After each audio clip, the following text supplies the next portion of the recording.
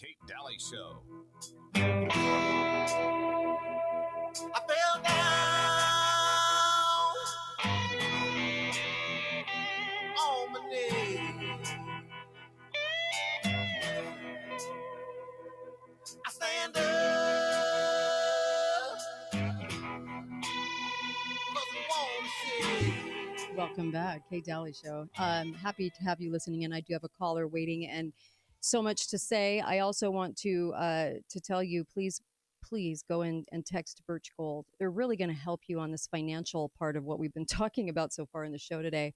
They're really going to help you to understand what to do with gold and silver, with cash, like what increments, how much, based on your situation, your age, what should you do? And then also get everything backed up with gold and silver. Why would you not do that? I can't imagine why anyone wouldn't do that. It doesn't cost you anything to do it. And it's a safety measure on your money that is hard earned that you think is going to be there for you. So if I were you, I'd probably back that up with gold and silver, just to be safe and stop the inflation on the accounts.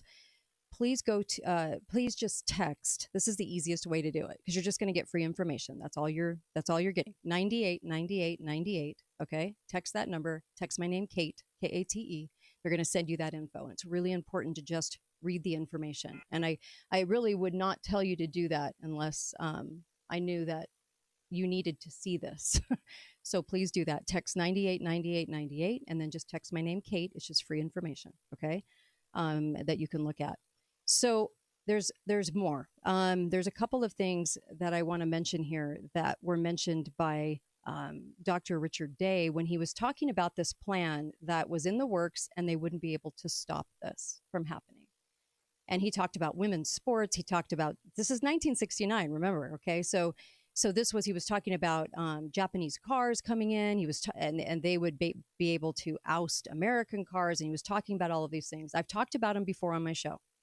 I'm bringing it up today because I want your input on how to strategize. What can you offer as far as give me a call, 888-673-1450, strategizing about the future. Because if you can take a little bit of control back, and if you know these things could happen, I think they will happen, then what could we do right now? I don't want to be a sitting duck. I want to do as much as we can do. I don't want to look back and go, man, I wish I would have done X, Y, Z before all this happened.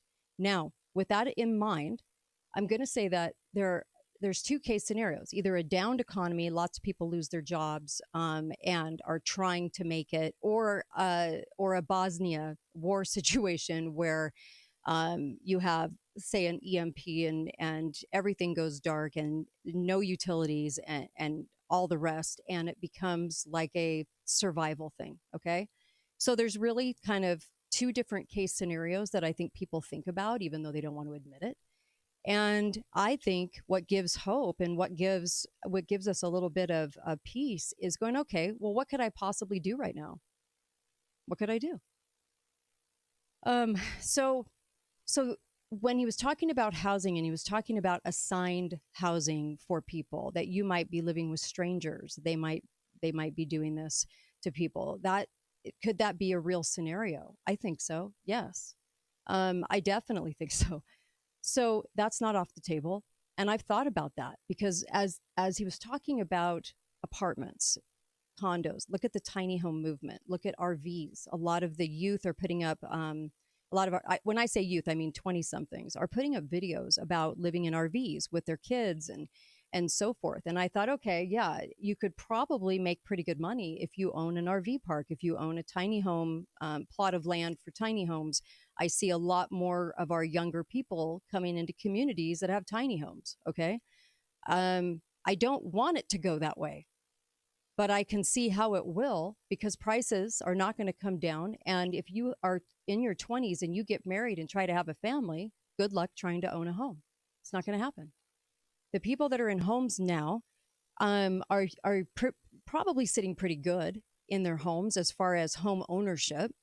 But then I know that there's also that very real possibility that the taxes, insurance, maybe insurance isn't an option. Maybe you can't get that loan insured, and the raising of that. And also you're looking at taxes going through the roof, and people on set incomes can't do that. So what are we going to do to help people stay in their homes, since the goal is to get you out of your home? What can we do? Instead of getting money to political parties, instead of shoring up the lying scumbaggery in this country, maybe coming together to help each other in these case scenarios, to keep our houses, to keep home ownership, to work against what they want to have happen, might be a solution. I'm talking about hope today, actually. I will take your calls right when I come back. This was a shorter segment, but I'll take your calls right when I come back. 888-673-1450, Kate Daly Show. Thanks for listening to The Kate Daly Show. All opinions expressed by the program participants